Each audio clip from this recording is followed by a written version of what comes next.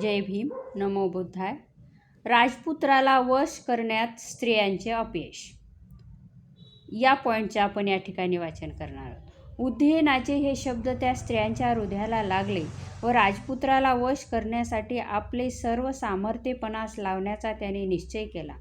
तथापि त्यांच्या भ्रूकुटी, त्यांचे कटाक्ष, त्यांचे नखरे, त्यांचे हसणे, त्यांच्या नाजूक हालचाली हे सर्व काही त्यांच्या ठायी असूनसुद्धा त्या अंतःपुरवासिनी युथींना आपण राजपुत्राला वश करू शकू अशी स्वतःबद्दल खात्री वाटत नव्हती.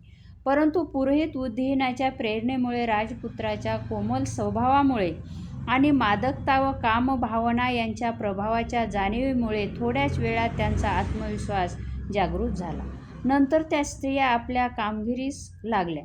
हिमालयाच्या अरण्यात हत्तीनीच्या कळपासमवेत हत्ती जसा असतो तसा त्या उपवनात त्या आपल्या समवेत राजपुत्रास हिंडावयास लावू लागल्या. स्त्रियांच्या समवेत तो राजपुत्र त्या मनोहर उद्यानात सूर्य जसा अप्सरांना घेऊन आपल्या राज्य उद्यानात फिरावा तसा शोभून दिसत होता. त्यांच्यापैकी काही जणींनी कामकुल होऊन सहज लागलेल्या धक्क्यात त्याला आपल्या भरदार व पिनस्थानाशी दाबून धरले, तर दुसरीने ठेच लागून पडत असल्याचा बहाणा करून त्याला घट्ट आलिंगन दिले व आपले वेलीसारखे गोंडस हात त्यांच्या खांद्यावर लोंबकळत सोडून त्या त्यांच्यावर वाकल्या. तोंडाला मद्याचा वास येत असलेल्या दुसऱ्या जणी आपल्या ताम्र रंगाच्या अधरोष्टाने त्यांच्या कानात पुटपुटल्या, "माझं गुपित ऐकावं बरं का." ज्यांची शरीर उठण्याने ओली झाली होती अशा काही जणी त्यांचे दोन्ही हात आतुरतेने घट्ट धरून जणू काय त्याला हुकूमच करीत म्हणत होत्या, "आमचा पूजाविधी येथेच करा." मद्य पिऊन झिंगण्याचे सोंग करणारी दुसरी एक तिचे निळे वस्त्र पुन्हा पुन्हा खाली सरकवत होती. आपली जीभ दाखवीत अशी उभी होती की रात्री चमकणाऱ्या विद्युत्तल्यतेप्रमाणे ती चटकन नजरेत भरत होती.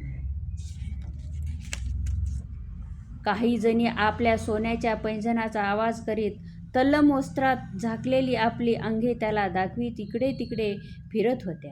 दुसऱ्या काही जणी आम्रवृक्षाच्या फांद्या हातात धरून सुवर्ण कलशाप्रमाणे दिसणारे आपले उरोज मुद्दाम दाखवीत उभ्या होत्या.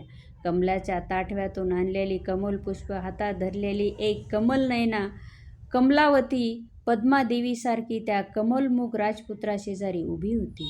दुसरी एक सहज समजू शकेल असे मधुर गीत हावभावपूर्वक गात त्या आत्मसंयमी पुरुषाला काम उत्सुक करण्याचा प्रयत्न करीत होती आणि आपल्या नेत्रकटाक्षाने जणू काय म्हणत होती, "तुम्ही भ्रमात आहात बरं का महाराज." दुसरे एक जण आपल्या तेजस्वी चेहऱ्यावर आपल्या भ्रूकुटीची कमान ताणून वीर पुरुषाला आविर्भाव आणून त्याची नकल करीत होती. जिच्या कानातील कुंडले वाऱ्याने सारखे हालत होती अशा उत्फुल्ल उरोज असलेली दुसरी एक यौवना त्याच्याकडे पाहत मोठमोठ्याने हसून जणू काही सांगत होती, "जमत असेल तर पकडा मला." दुसरीकडे जात असताना दुसऱ्या एकीने त्याला पुष्पहाराने बांधून ठेवले, तर बाकीच्या काही जणी मधुर पण हत्तीच्या मस्तकावरील अंकुशाप्रमाणे बोचक अशा शब्दांचा मारा करून त्याला जणू काय शिक्षाच करीत होत्या. त्याच्याशी वाद घालण्याची इच्छा बाळगणाऱ्या दुसऱ्या एकीने आंब्याच्या मोहराची डहाळी हातात धरून विषय वासनेने बेभान झालेल्या स्थितीत त्याला विचारले, "हे कुणाचे फूल आहे?"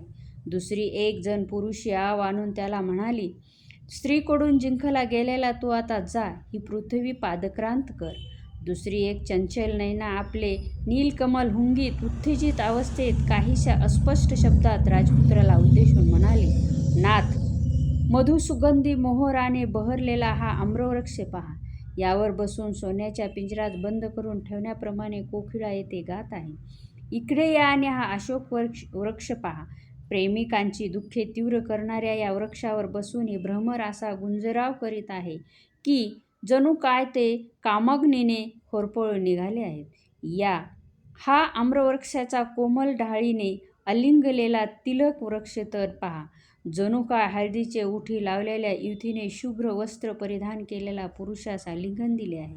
हा फुललेला पूर्वक पहा, रक्तरंजन रसासारखा ताजा आणि टवटवीत दिसणारा हा वृक्ष जणू काय रमणींच्या नखांच्या रंगापुढे आपण फिके आहोत असे वाटून खाली वाकला आहे.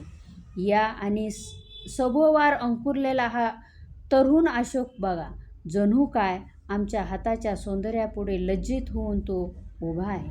ज्याच्या काठावर सभोवार सिंधूरवरांचे कुंज उगवलेले आहे असे हे सरोवर पहा. जणू काय शुभ्र व तलम वस्त्रांकित आणि रूपसुंदरीच आराम घेत पहुंडावी असेही दिसत आहे. स्त्री जातीचे सार्वभौम सामर्थ्य पहा. पलीकडे पाण्यात जी चमकणारी चक्रवाकी पुढे पुढे जात आहे आणि तिचा प्रियकर चक्रवाक पक्षी एखाद्या दासाप्रमाणे तिच्या मागोमाग जात आहे. आपल्याच तंद्रीत गात असलेला हा कोकिळाचा ते स्वरलाप ऐका.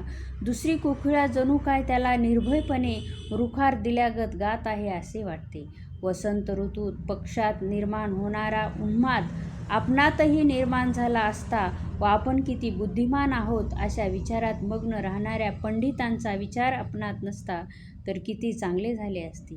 अशा प्रकारे प्रेमसक्त झालेल्या त्या प्रमदाने प्रेमयुद्धाच्या सर्व प्रकारच्या क्लुप्त्यांनी राजपुत्रावर हल्ला केला.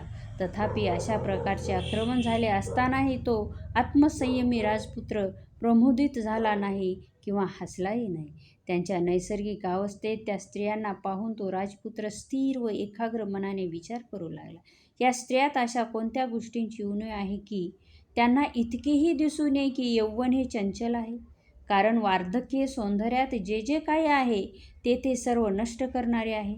अशा प्रकारे ह्या स्तुतिसुमनांचा वर्षाव अनेक महिने व वर्ष सारखा चालला होता, परंतु तो सफल झाला नाही. जय भीम.